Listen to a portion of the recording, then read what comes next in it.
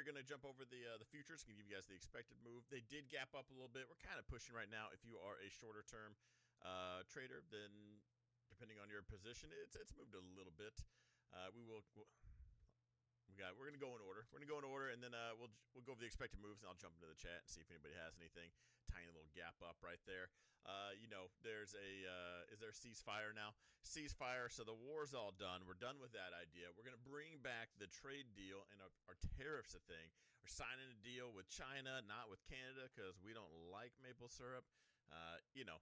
Which I think we shrugged that off pretty quickly. We got that going forward. It is a short week this week, July 4th. Let me check that out. That is, I want to say it's Friday. Should be Friday. Yeah, okay, so July 4th, Friday, markets will be closed. Half day on Thursday the 3rd. So we have Monday, Tuesday, Wednesday. We have Powell talking on Tuesday. Let's jump into the news real quick. So as far as market excuses, tomorrow we got some PMI. We got Fed Bostic. He sometimes says the words. Dallas Fed Manufacturing. I don't know why Bostic has ever. I don't know if that's ever been an excuse. There's been a coincidence where he can. I don't want to say he can move the market. It'll just be an excuse if he says something crazy. I don't think he has any voting power or anything. We got Powell coming in hot. July 1st. July 1st. So we're going to get all the window dressing done tomorrow. Everyone's happy. We end the month on a good note. Powell's going to come out with the Powell puts on turnaround Tuesday. We'll go over that on Wednesday or Tuesday night. We'll have PMI, a different PMI, not Chicago PMI. The S&P Global Manufacturing PMI. We got different letters. Then we got the ISM PMI. Let's see. Those are all 30 minutes after the bell. So Tuesday morning, we'll have it all just jam-packed right in the morning. Right at the bell, we'll have Powell speaking. 15 minutes later, we'll have a report. We have to watch out for the volleyball spike there. A little spike up. You got to set it before you spike it. Don't forget that. Wednesday, nothing. Let's see. Thursday, we have non-farm payrolls. Jobless, which is normal. Thursday's a half day. This is going to be a ghost town, by the way. If anyone's interested, so here's another Global Services PMI on Thursday.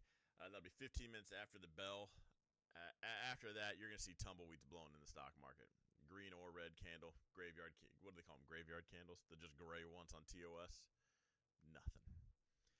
You will have traders on YouTube moving the markets because the volume is just going to be low. The dollar is down. I am short the U.S. CAD.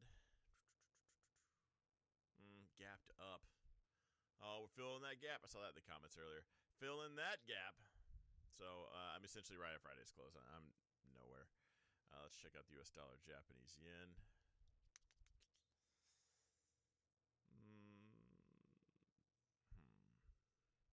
Still holding. So green is a monthly zone. And so we're kind of holding right there. I'm thinking bear flag on the monthly. Still pretty excited to short this, but I feel like I'm going to get a better entry to really add on. I'm still short both of those. Looking at the coin, the Bitcoin, the one that counts. Let's see. We are I have a new I completely changed my desk setup and everything, and this mouse is so fast. I didn't adjust the speed. I'm not moving my hand at all. My pulse will jump this thing across the screen. All right, so we got the Bitcoin bull flag. All we did was kind of just rally. We based out in this zone. This might as well be a wick just like this and this. So let's see if we can just exhaust any sellers above this. That's where it's been. Probably not really out of the woods. Breaks that 109 mark. It's not really sticking my neck out there, but we're going to hit that 110. I would watch out for any sellers. Just right here. That's where they've been kind of hiding. Overall, Bitcoin kind of making that trend down. So if we could put in something higher than this, breaking that 109 mark, we have the lower lows. Currently right now, still technically a lower high. Until we get above that, that's a lower high. Getting into that, we can probably start talking about, are we looking for a higher low? Are we going to go more horizontal-ish? With the markets being as bullish they are, we're kind of just back into Trump's economy like we were a long time ago. He's going to brag about the markets. They're just going to continue up. If we're going to see more risk on, that's just bullish Bitcoin in general. Do me a huge solid before we get into this. Hit the thumbs up button for me if you're here. If you guys could also share it, do the cool stuff. the like, the comment, the subscribe, all the stuff. These red lines, I wanted to wait until I was on here to delete them.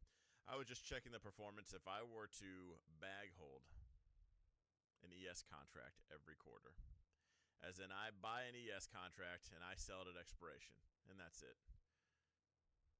You did have this was your down quarter. This one actually made money. You take on some losses right there. You were paper money down. All right, so jumping into what matters, we are, let me get back out here. So this was just that range.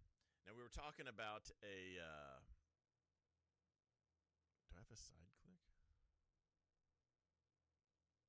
Okay, never mind. So we were talking about a lost decade scenario. So we talked about this range right here. And if we were going to do that, you know, like that would be the range. Great for traders. We could take advantage of the ups and downs, but as an investor, you're going to watch your P&L just go down, up, down, up. You know, 3 years later, you're back to here. You've watched your account do literally nothing. Hopefully, you were able to, you know, buy some more stuff at the bottoms, but that's all investors really can do. And likely they're just dollar cost averaging in at the highs as well. So breaking above that, we're at all-time highs. We're in a bullish market, so right now I don't know if we have to worry about that range. So we're going to delete these lines as well. There's no real zones here to chart out, and this is where things do get a little bit tricky. Tricky because we just don't know where the sellers are. Is there a market order just for Goldman Sachs to sell every contract they have, you know, right here? We're not going to know until we actually we cross that bridge. This I thought might have been something. It's a little bit easier on the NASDAQ because the NASDAQ, there were some reasons why. I actually drew a zone in the NASDAQ. I think we're above it now. But as soon as I drew it, it was like the market makers got the signal and they dropped. The S&P just didn't really have that. So we're about to go over the NASDAQ next. I just want to show off that price action-wise, S&P wasn't showing that off. I forget what tweet was this that dropped this down. Was it the Canada tweet? I forget what it was. I forget what the leading excuse was. Anyway, full send down. And all we have been, last week, guys, I had some crazy stuff happen, so I didn't really trade last week. It was the week prior. Man, did I fight this trend on the way up. I thought we were overbought. So I'm like, we're overbought. We're good. And I gave stuff more wiggle room than I should have. It was a red week. Not last week, but the week prior. Sucked. So we got some making up to do. And it kind of reminds me of if you were here during the Rona crash. Where is that at? Let's go to the daily. Weekly's fine. I don't know if the mouse is sticking or what. When it goes over here, it just randomly does things. Where are we at? Okay, it had to be right here. It was the second week. I ended up buying the dip, and then right here, I was like, nah, we're overbought. It's time to come back down. We're going to continue this thing. All we're doing is cooling off. And then so I'm short. But I'm short, put my stop in the green. I want to say I didn't even, I took losses, but I was also stop in the green. I think I made money that week, very negligible. But I remember telling the chat, I was like, I'm just done with this crap. I'm done. I'm just going to go long because we're clearly on this change now. And it panned out, obviously amazing. And I kind of think that's where we're at right now. There's just no need and no reason to fight this trend. Sorry, I'm going to have to get used to this mouse. I'm not changing the settings. It's kind of amazing. So we are up there, but we could just continue to be up there and remain up there because every time we do get overbought, even on a smaller time frame, we get these little fits of a red can. Inside that, what are we on right now? 4 hour? Yeah. 4 hour time frame. Just in that 4 hours down, cooled off all your 5, your 15 minute, your 30 minute, your hourly. All of a sudden, we were so overbought that we just cooled it right back. All your indicators, your lines, everything you're watching already catches back up, and then we continue. This is the 9 EMA, by the way. So if you just want that visual, until we actually break, close, and stay below, I mean, we got a full shift, like a trading session below the 9 EMA. If you don't even have that, there's just no excuse to even be short. I mean, we had it, we kind of right here, but we gapped, came right back up. Here's a couple trading sessions. We stayed below. Full send right here, but came literally right back up. So until then, you just gotta Gotta be long. Now, the worst thing you can do is buy at the absolute peak. That's just what stops are for. You know, if tomorrow we find out that Canada's really a big deal and we don't have a trade deal, now everything sucks, the worst thing you do is you bought right here and you tagged out below this zone. Now, in the futures world, that might be a lot of money to you guys, but in the grand scheme of things, quite literally nothing. You'll make it back in assuming you stayed in and had proper risk management, you'll make that back in the same day it took you down. It'll take you that long to make it right back up. Weekly on SPX makes that range look so bad. Rotate out of Apple. Let's see what range. Right inside here where we did literally nothing. Hated that range. That was terrible. Yeah, where we played the back and forth game for 2 weeks. Gosh, that was nonsense. All right. We'll come back to the expected moves. There's the S&P. So I'm actually long the NASDAQ right now. I just put it in the chat before we went live. I bought it at the open. I even bought the gap up. So I swung it over the weekend. I got another contract here, but my stop on both of those is at 22,815. And that'll stay there for an eternity. It'll likely tag out, probably turn around Tuesday or something like that. Hang on. Ow, can you see the dog? Come on, stop. You want to be on the show so bad? I'm not. Hang on, I'm getting attacked right now. Anyway, I'm going to hold on to this contract. My stop is in the green, and usually I'll try to trail it, but as we're trailing, so here's the open. We're kind of pushing up. My stop should be somewhere right inside here, and as long as we even keep this range going, then we're just good. These numbers over here are a little bit different. I'm on the actual futures contracts. These are the contracts for difference. I do this because you don't have to pay for data. So anybody following me, all you need is an internet connection and access to the markets, like whatever brokerage. Even if it's one of those little the monopoly money ones, the prop firm stuff. You don't have to. You should be able to follow me forever. There should be no excuses. So that's why you'll hear me say my stop's at 22,815 in the green. You'll see over here it's 22,6.